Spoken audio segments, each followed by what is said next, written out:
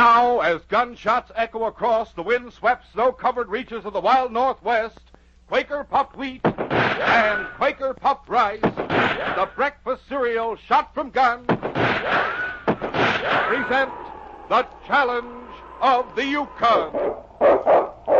It's Yukon King, swiftest and strongest lead dog of the Northwest, blazing the trail for Sergeant Preston of the Northwest Mounted Police in his relentless pursuit of lawbreakers. On King! On, you Huskies!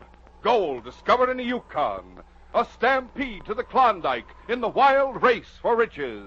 Back to the days of the gold rush. With Quaker puffed wheat and Quaker puffed rice, bringing you the adventures of Sergeant Preston and his wonder dog, Yukon King, as they meet the challenge of the Yukon.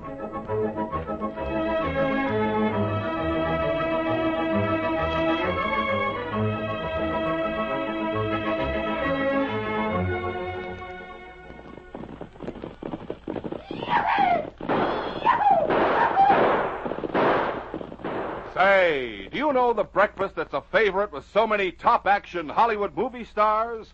It's this breakfast. It's nourishing, swell-tasting Quaker puffed rice or Quaker puffed wheat with milk or cream and fruit. These king-size, ready-to-serve premium grains of rice or wheat pack a double-barrel taste wallop. They're good for you. They're shot from guns. Yes, actually exploded up to 8 times normal size to make 'em crisp and tender. Tomorrow, sure, enjoy this breakfast treat. Eat Quaker puffed rice or Quaker puffed wheat.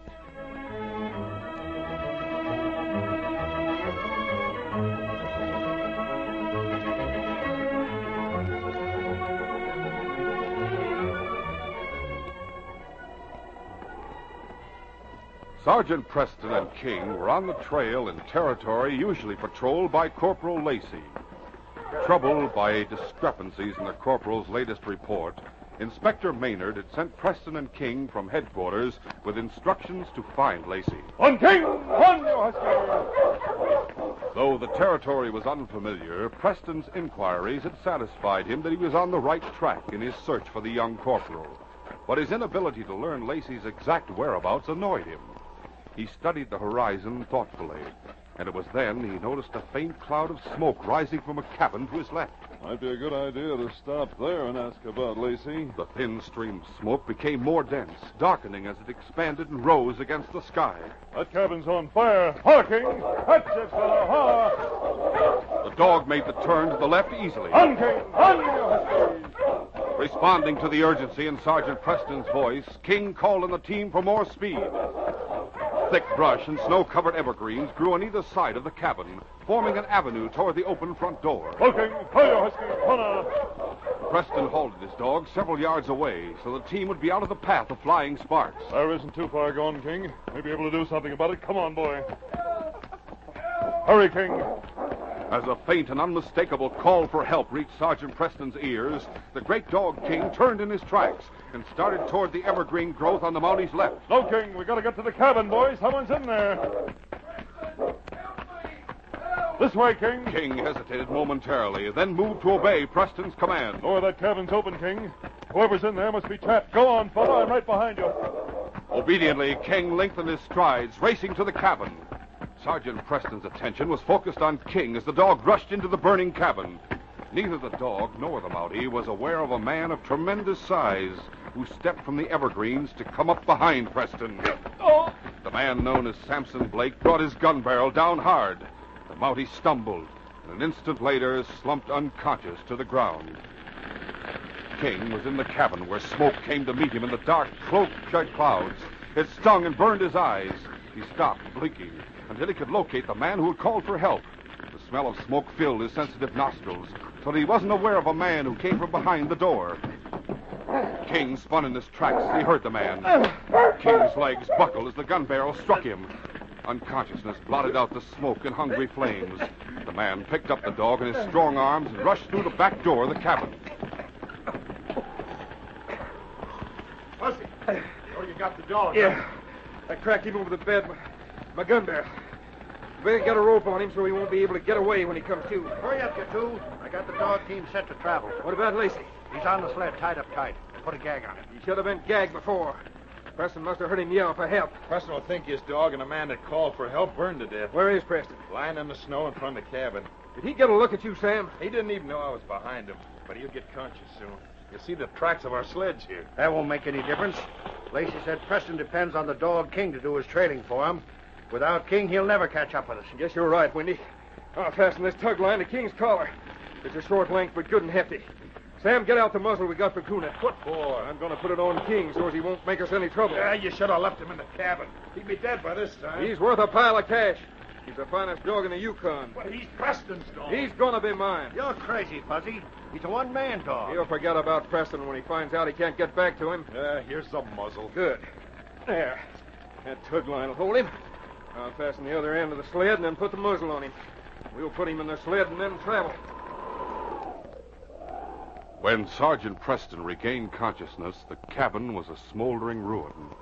A trapper named Armand was standing beside him while another man looked at the ashes of the fire. Oh, Easy, mon ami.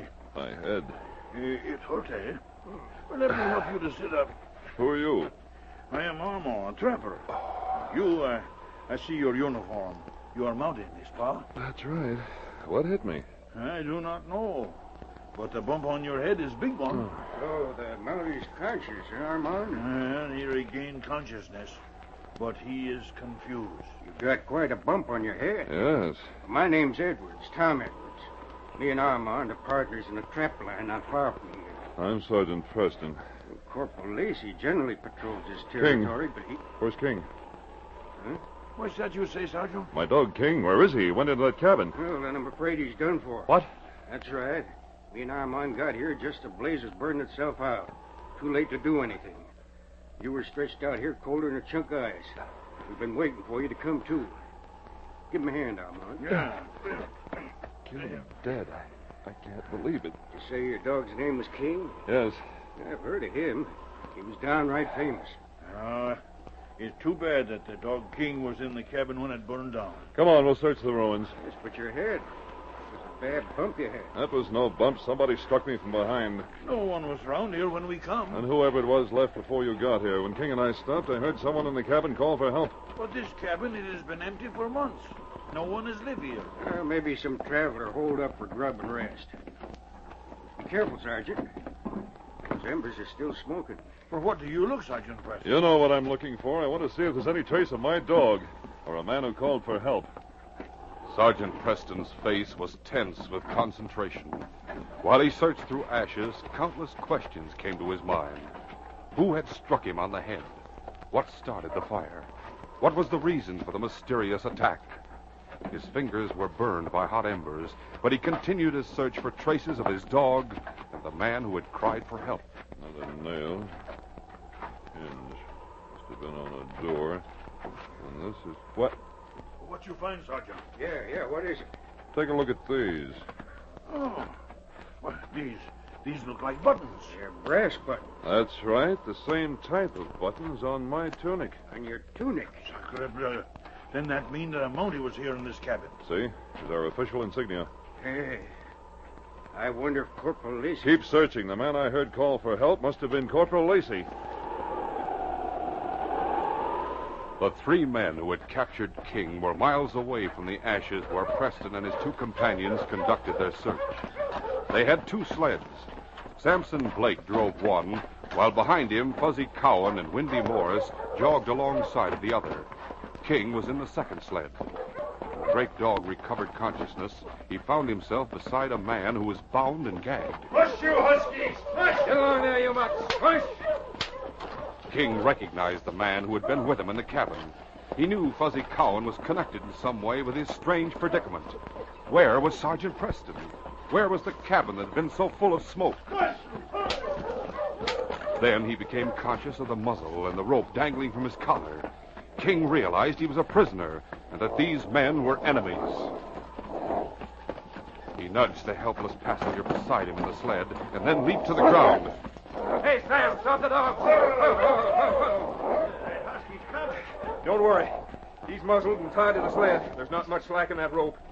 Can't get away without dragging the sled and the dog team with him. He might do just that. Hey, look out! Look out! Samson Blake had stopped the lead sled and had hurried to join Fuzzy and Windy. Even though King was muzzled, the three men stood out of his reach. As the great dog tugged and leaped, straining toward them, he looked as if he would break the rope that held him. He's so mad. He'll calm down in a minute. Look out! He'll upset the sled! Throw your weight on the other side, Windy. Hold it down. Right. Sam, you get your dogs moving. Then I'll start my sled. You want me to do it now? Yeah. Once we get this sled moving, King will have to travel with it. Yeah, you're right. I'll get my team going double quick. Push, you much. Push. Get going there. Push.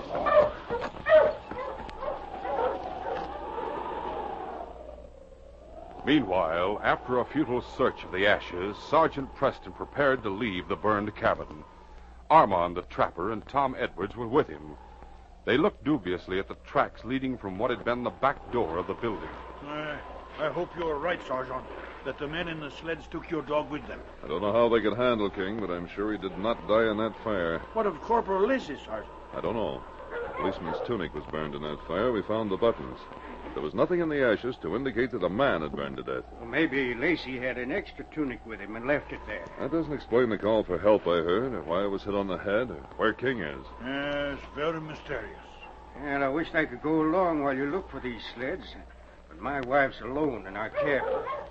We're waiting for Clara Jason to get in from the States. Perhaps I can help the Sergeant. It's a good idea, Armand. That is, if it's all right with the sergeant. Glad to have you come along, Armand, but I want to start as soon as possible. We need daylight for tracking. Without King, my team will be slow. Then, good luck to you. Thanks, Tom. All set, Armand? I'm ready, Sergeant Preston. Good. All right. On, you husky. On. As Sergeant Preston gave the command to his dogs, they started forward. But without King, the leader, they were slower. Preston's face was grim. The tracks he followed blurred momentarily as he thought of his gallant dog and wondered about the fate that had befallen him. King, old boy. We'll continue our story in just a moment.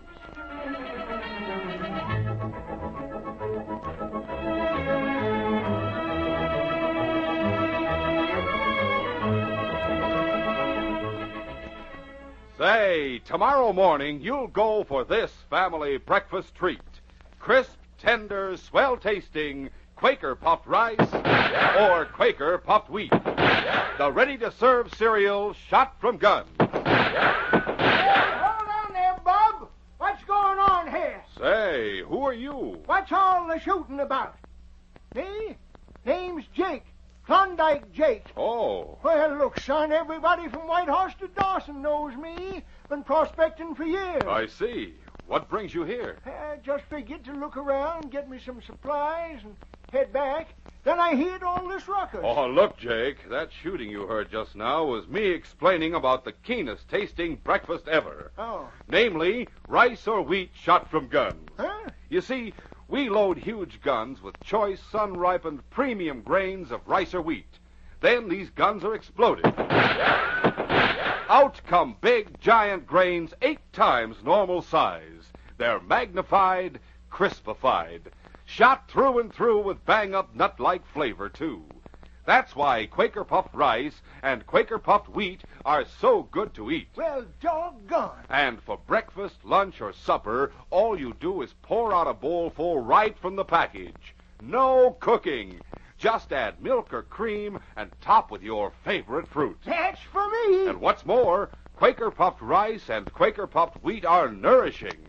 They furnish added health values of restored natural grain amounts of vitamin B1, niacin, and iron. Look, son, where do I get me a couple of packages of this here rice and wheat shot from guns? At the nearest grocery store. And fellas and girls, here's a tip for you, too. Tell Mom delicious Quaker puffed rice and Quaker puffed wheat is never sold in bags or bulk. To get the original, crisp, fresh rice or wheat shot from guns, always buy the big red and blue package with the smiling Quaker man on the front.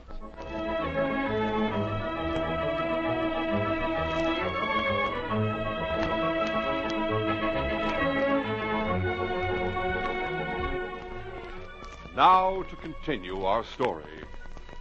Windy Morris, Fuzzy Cowan, and Samson Blake had to make camp for the night with the abducted Mountie named Lacey gagged and tied hand and foot on a sled. King was muzzled and fastened by a short length of rope to the same sled. While Sam and Windy staked out and fed their own dogs, Fuzzy made sure that the sled holding the Mountie was securely tied to a tree. That ought to hold the dog. Is that dog tied tight, Fuzzy? See for yourself, Wendy. He's big enough to hold the sled and Lacey. I guarantee he won't move the tree as well. Are the other dogs fed? Sam's feeding the last of them. What about King? I'll be glad to feed King if you'll untie my hands. Go ahead, Wendy. Free his hands. His feet, too. Right. Now, get this straight, Mountie. Don't try any tricks while you're free. We'll be watching close. If you try to let King free of that rope, we'll shoot you both. Very well. King seemed to know that Corporal Lacey was a friend. He showed no sign of antagonism as the Mountie removed the muzzle and offered a plate of food. But despite Lacey's urging, the great dog refused to eat. He had learned his lesson well and took food only when it was offered by his master, Sergeant Preston. Come on, King, take it, boy. It's all right. It's good food. Never mind. He's had his chance to eat. There's no need to muzzle the dog as long as you keep him tied. Do as I say. We're taking no chances. Very well. Sorry, King. I'll have to put this muzzle on again. Now, boy, I don't want to do it. You know that, but I have no choice. You better let me put it on, King, or we'll both be shot. Hurry up there. Put that muzzle on him. King sensed the friendly manner of the Mountie and submitted to the muzzle. Then Lacey's ankles were once more tightly bound, but his hands left free so he could eat. I told you, men, that forcing me to send a report into headquarters wouldn't keep another Mountie out of this territory. Thanks to you, Lacey. You tipped us off about how to handle Preston and that dog of his. Now finish eating so we can tie your hands. You should have kept your mouth shut, Lacey. If it hadn't been for you, we wouldn't have been watching for Preston. Even your trick of throwing yourself against the table and upsetting that oil lamp didn't work, Corporal. Sure, you set the cabin on fire and brought Preston to investigate, but it didn't do you any good. Why not be reasonable, Corporal? Give us the information we want and we'll let you go. Now, we've heard that old man Jason discovered some of the richest gold in the territory before he died. I dare say that's true. In that case, there'll be enough for all of us.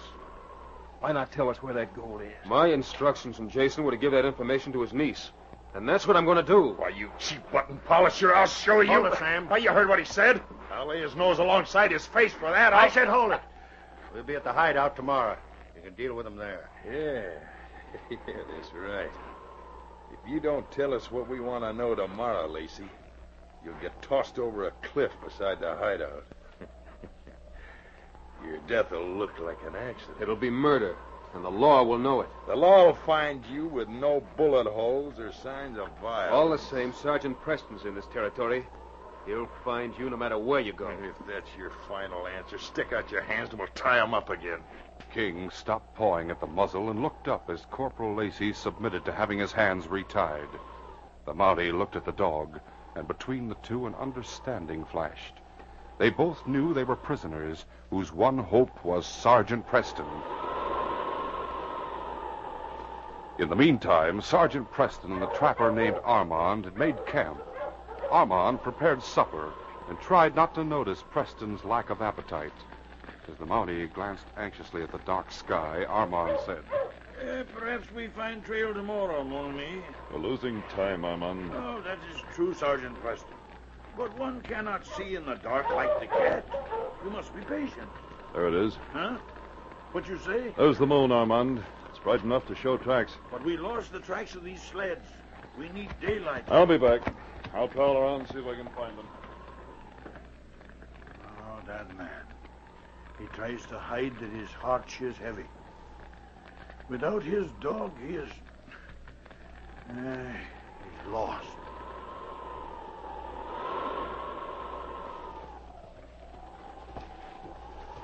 Sleds couldn't evaporate. Tracks will show up sooner or later. Sergeant Preston's foot struck a thick crust of ice covering a wide stream. He grabbed the branch of a tree to keep his balance. Almost took a header that time. Tracks. The tracks of the sleds. They traveled over the ice. Almost unable to believe his eyes, Preston dropped to his knees. The ice was thick enough to support his weight, and he inched his way forward. This is it. They went this way. Armand! Armand! Are you lost, Sergeant? Can you not see the campfire? Lost nothing. Got the dogs up. We're traveling. But I do not understand. We've lost the trail. We cannot find it till morning. I just now found it. Come on, boys, stir yourselves. We're going after King, fellas. We've got to find him. Now, look, get the dogs tied up. Get around there. Shortly after daybreak, the three men who held King and Corporal Lacey prisoners broke camp and started traveling. 2 hours passed, and the terrain became desolate. Then, a few minutes later, they stopped beside an old shack that overlooked a cliff. Well, there's the shack. It's like we left it. Take the ropes off, Lacey. We'll let him take King inside the cabin and tie him to one of the bunks. You heard what Fuzzy said, Lacey. Stick out your hand so I can take the ropes off. When Lacey's hands and ankles were freed, the captive Mountie stood up, got out of the sled, and took a few steps to restore his circulation.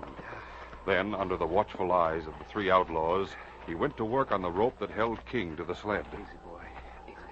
3 guns are on you, Lacey. If that dog makes a break when you get the rope loose, we'll shoot him first and then you. King's still muzzled. What are you worried about? The muzzle will keep him from biting, but he might try to get away. It's up to you to see that he don't.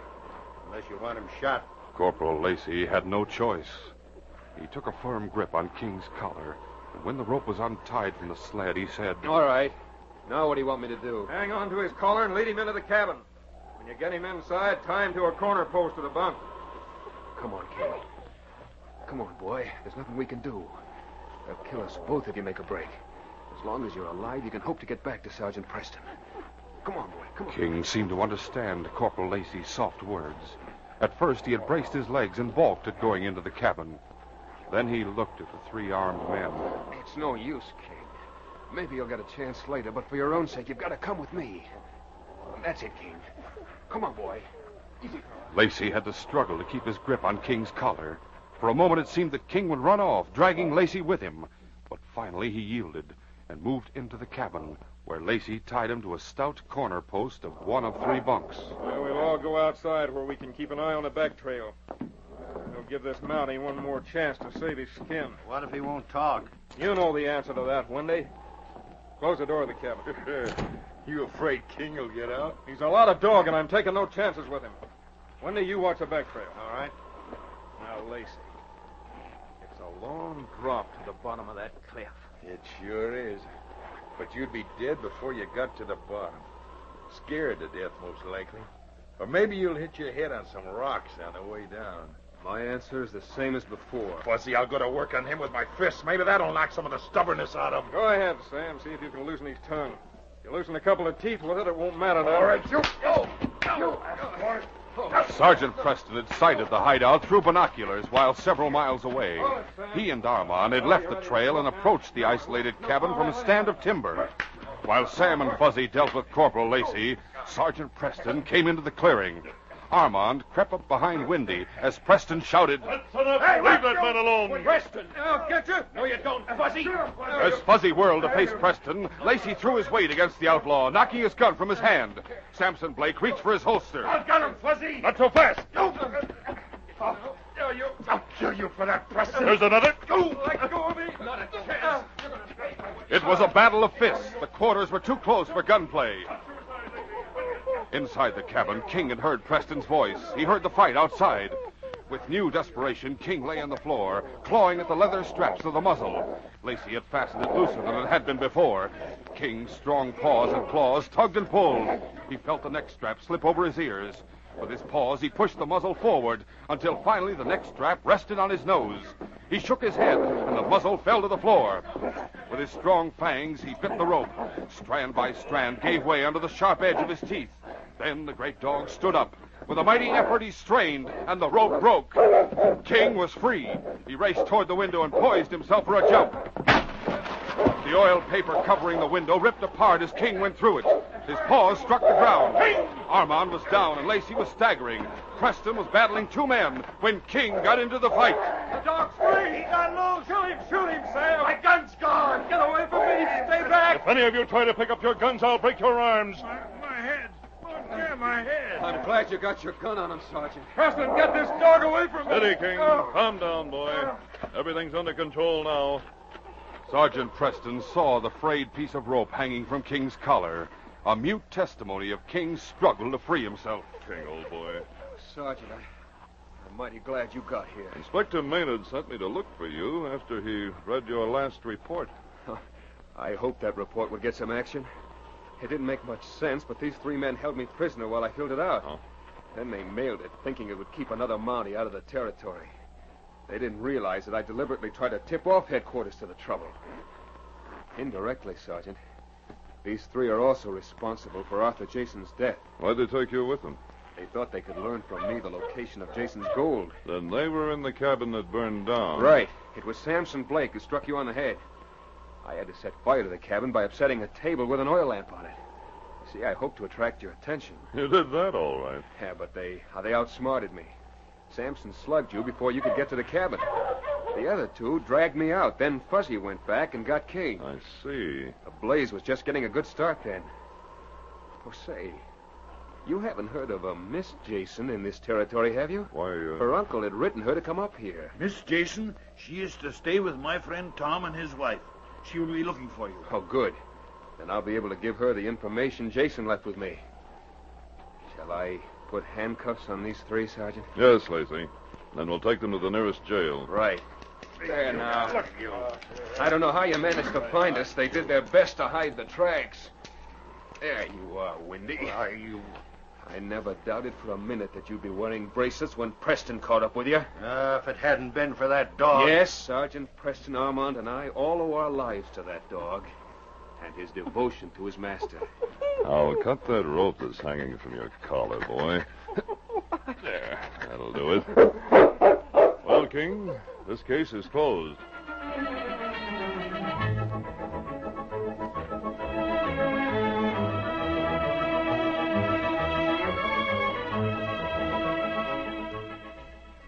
In just a moment, Sergeant Preston will give you a preview of Wednesday's adventure.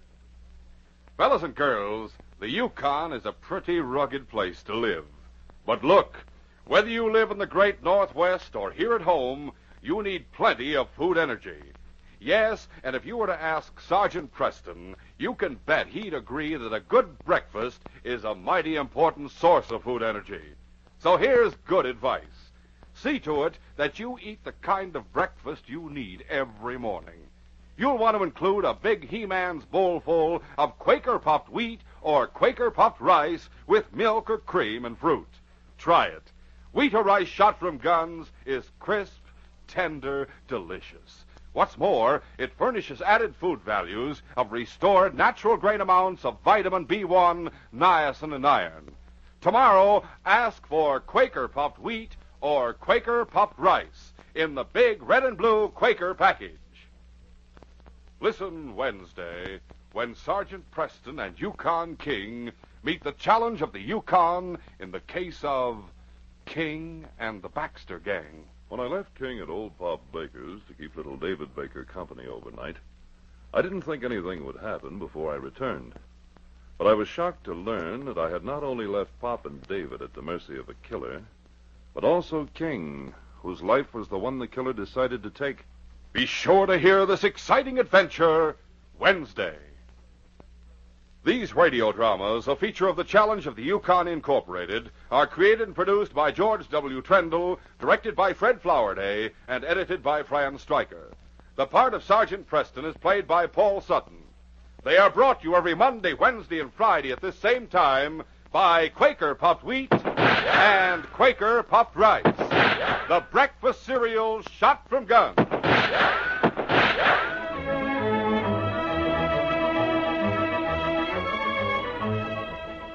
Your best bet for hot breakfast is Quaker Oats. The giant of the cereals is Quaker Oats. Yes, the giant of the cereals is Quaker Oats. Delicious, nutritious, makes you feel ambitious. The giant of the cereals is Quaker Oats. Yes, if you want to be a star in sports and school activities, make your hot cereal Quaker Oats, because Quaker Oats helps grow the stars of the future.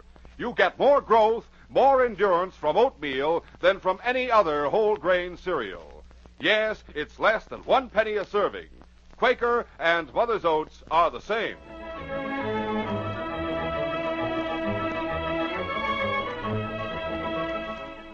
This is J. Michael wishing you goodbye, good luck, and good health from Quaker Puffed Wheat and Quaker Puffed Rice. So long. This is ABC, the American Broadcasting Company.